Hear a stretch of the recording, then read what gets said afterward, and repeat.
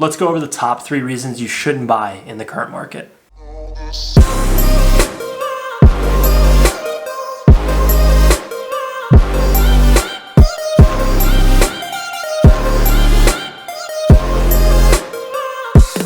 Hey guys, what's going on? If you don't know me already, my name is Morrison. I'm a local real estate agent here in the Rapid City Black Hills area.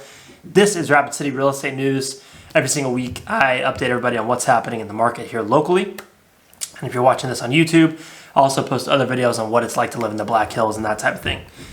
Now, if you have interest in buying or selling a house in the area, if you have any questions, want to go further in depth with me on anything, below this video, I have a link to my Calendly page, which is where you can schedule a call with me.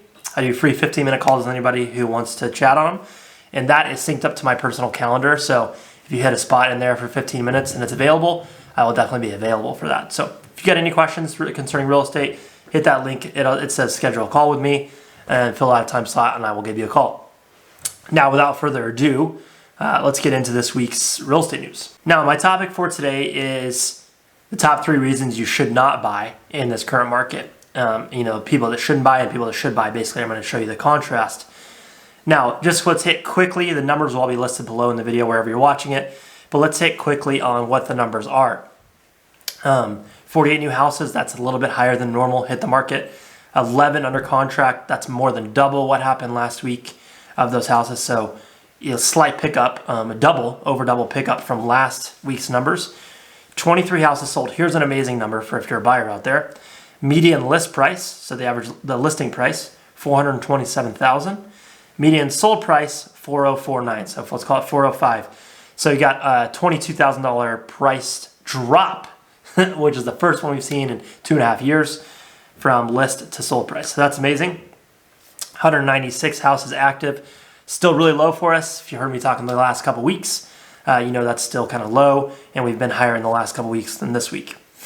Average days on the market till a house gets accepted, meaning it gets an accepted offer on it, goes under contract, 23 days.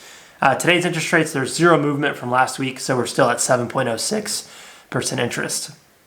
And if interest rates, a little side note, if interest rates are scaring you, go watch my last 2 Rapid City Real Estate News videos. Depending on where you're watching this, YouTube is the easiest place to find the last 2. And talk about how to get that interest rate down for you. Now let's get into today's topic. Today's topic of the reasons you shouldn't buy. Start off with number 1 here. In my opinion, in today's market, nobody actually knows what's happening. Everybody's making speculations. There's a perfect argument, in my opinion, perfectly articulated argument on both sides of the argument right now. It's going to crash, or it's going to go up, or it's going to, whatever it's going to do. We don't actually know. Nobody actually knows. There's good indicators of what's going to happen.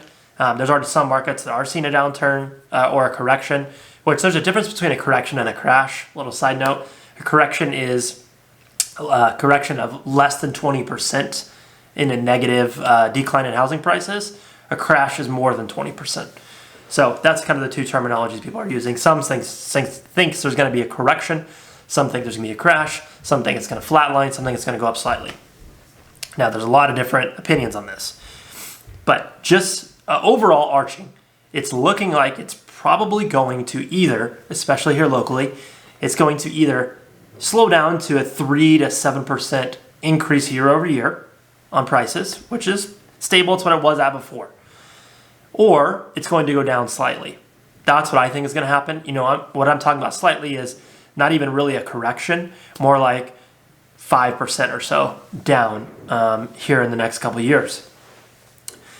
And so if you take that in consideration, one of those is going to happen. Let's just say either it's going to go up slightly or it's going to go down slightly. That's what I think. Probably more likely that the former is going to happen than it's going to go up slightly. But let's just plan for anything, right? Hope for the best, plan for the worst. So number 1, if you're buying a house with intentions of only keeping it for a couple years and selling it and trying to make money off of it, if I were in the shoes of that person, I would just not buy something. I would not buy if that was my intention. Like, okay, I'm just going to cash out on this thing like I did on my last house in 2 years. I'm not so confident that that is going to happen in the next couple years. It still could, but I would not bank on it.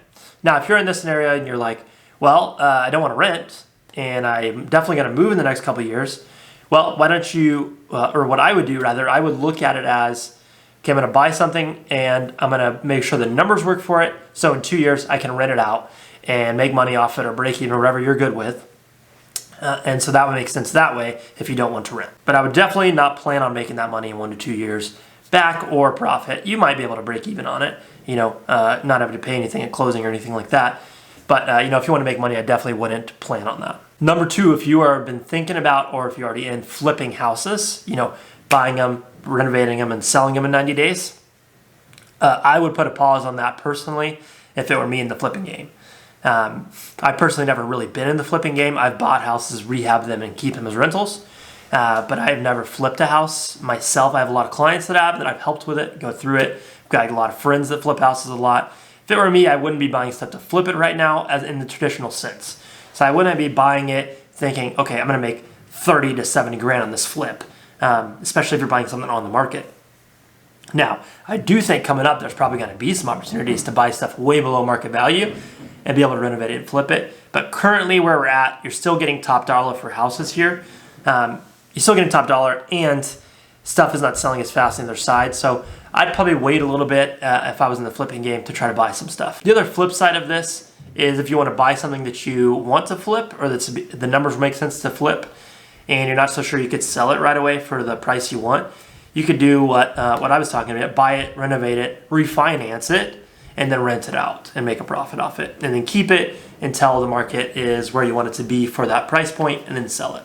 But I wouldn't just plan on those flips just happening so easily like they were in the past few years. Third and final reason I would not buy a house is if anything you like on the market is at your max monthly budget, within what you qualify for or within what you're comfortable with, I wouldn't be buying my max budget at the moment. Main reason for that is there's multiple things that might be coming up, like food prices going up 2 to 5x. If that happens, you're gonna need some extra cash for you. And I wouldn't be buying the max of the budget. What they allow you to buy, as far as your approval process in lending, is not what I would do. I actually personally stick with the Dave Ramsey math and budget, and that is 25% of your take-home income. Don't spend more than that on a house. I think that's a good rule of thumb. Of course, there's some variations in that. You go 30% or whatever, but definitely don't buy the max of your budget right now. Now, here's a beautiful thing. If you are buying a house right now, and I do think it's a good time to buy a house, especially if you're going to keep it for a few years, or if you want to keep it for a long time, or if you want to make it a long-term rental. A lot of this is totally good for people right now. There's options. You can work down the interest rates like I've said in the last videos to help with that. But if you're buying at the upper end of your budget right now, what's beautiful about it is if interest rates go up, which some say they're going to, if interest rates go up and you buy right now, well, you still get your lower interest rates you bought it at, so it's a good deal for you. If interest rates go down dramatically, or even a little bit, you can refinance that lower interest rate, so you still win and your payment goes down. So if you are planning on being there for at least 3 to 5 years, or you're going to make it a long-term rental, like I said, I think now is a good time. And especially, like I said, with interest rate variations, the only reason it's not good to buy right now is if you want to make quick cash off of it, you're planning on not living there very long and selling it. Now, some of these were probably long-winded answers and didn't need to go into this much detail, but anyways, I digress. That's pretty much all I got for you today, guys. And again, if you have an interest or want to go further in depth with me, have any questions on the real estate side of things here in Rapid or in the Black Hills, hit the link below to schedule a call with me. It says schedule a call with me down there. Click on it, block out a time. It'll block out a time in my calendar, and I'm happy to answer any questions I can for you that way. Thanks for watching, guys. I will see you next week. Peace.